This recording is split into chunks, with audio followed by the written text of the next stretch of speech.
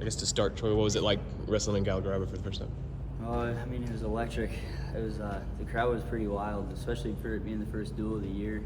It was awesome, and then getting to watch my teammates go out there and compete, it was awesome, especially for the first, for the couple guys that were, competing in Gallagher for the first time. So it's pretty cool. You wrestled all over the place in high school. If somebody were to ask you like where you're from, where do you say that you're from? I'm from upstate New York. Okay. Yeah. So. What kind of brought you to Oklahoma State then?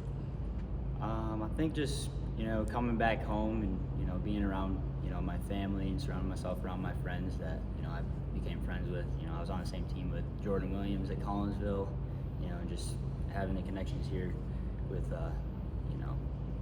I don't know. I just feel like it's a better place for me to be here and have that support. Especially with the state of Oklahoma. Troy, you're listed from Eufaula, Oklahoma. What led you away from the state? What do you mean, like? What led you to Minnesota out of high school? I'm not too sure. I think I wasn't. I think I kind of made the decision on my own, right? I didn't really talk it over with my family. My mom wasn't too happy with it. She was like, "Well, I don't want to go up there. It's pretty cold." So. I don't know. I think just it's being young, and I kind of just thought I was, I wanted to go up and take the chance, and just you gotta live and learn, So, and then I, had that experience, and I was like, I kind of want to be back home and be around my family, and I think it's gonna be best for me. What's that experience in the pool like? Huh? Like from a student athlete's perspective, what's that experience in the pool like? Which one? When you're in the transfer pool, like what's the needed process? What do the needed steps look like? So I couldn't have any. So I really took a risk because I couldn't have any contact with any coaches. So I didn't really know.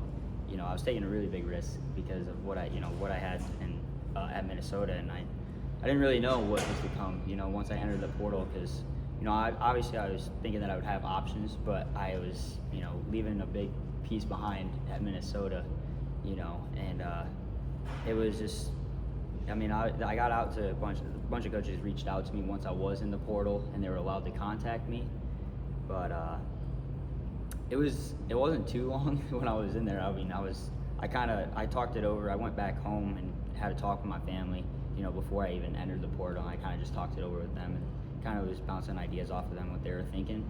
And then, I kind of just was like, my dad was like, we're going to support you, and be behind you with whatever decision you make, but this is got to be your last decision. You got to make sure it's going to be right.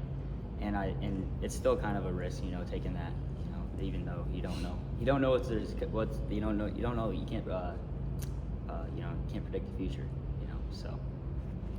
How do you use this time? Because it's kind of a weird deal. You have that, like you said, that electric feeling of wrestling that first duel.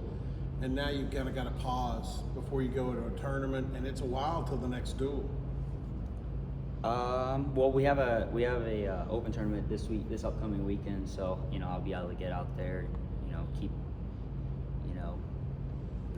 training's been pretty good, and I don't know, just trying to keep refining my tools, preparing myself for the season. It's going to be a grind. I don't know what's to come, but I'll be ready for whatever's, ahead. So. Troy, what got you into wrestling?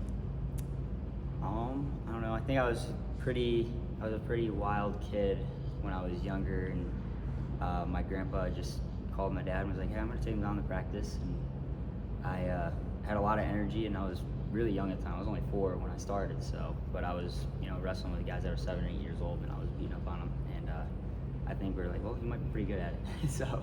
That's kind of what it was. Do you remember what age that was? Like around when you said your grandpa gave your dad that call, insisting that you were going to go and give that? Oh, I was 4 years old at the time. Yeah, and then I think when I really committed to just wrestling, because I did football as well when I was younger, up until I was about 12. And me and my dad sat down and were like, if you want to be the best at something, you got to commit to one thing, And so I was like, I'm going to give it a shot and go with wrestling. So. Stuck with it since. I know you said you were kind of a wild kid at a young age. I know a lot of high school athletes say they use football or wrestling or physical sports is like a happy medium to kind of get that out. Were you kind of the same way? I don't know. I think my dad, I mean, he molded me into the young man that I am today. So, I mean, he put the, you know, gotta work hard at whatever you do. You know, you can't, you know, go halfway. You have to be all in, you know. So, I don't know. I think just growing up around my dad, and my parents are, you know, they work hard. So it's like I just kind of had that instilled in me since I was a young kid. So. A lot of new faces in the room. You're obviously one of them. What's the kind of vibe of the room like this year?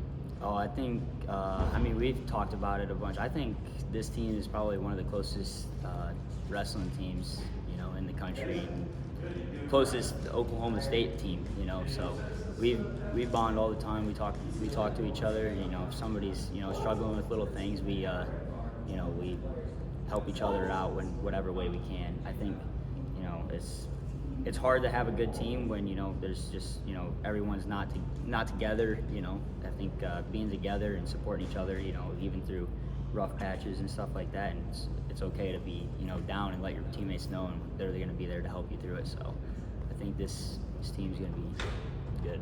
Did you know Dayton much before you got here, and what's kind of been your impressions of him? I actually didn't know him very well. He's pretty quiet. But I didn't know. I've heard of him, obviously. I mean, and I thought I was like, dang, it's gonna be awesome. I'm gonna be able to wrestle with Dayton. So, but I didn't know very much of him, you know, personally.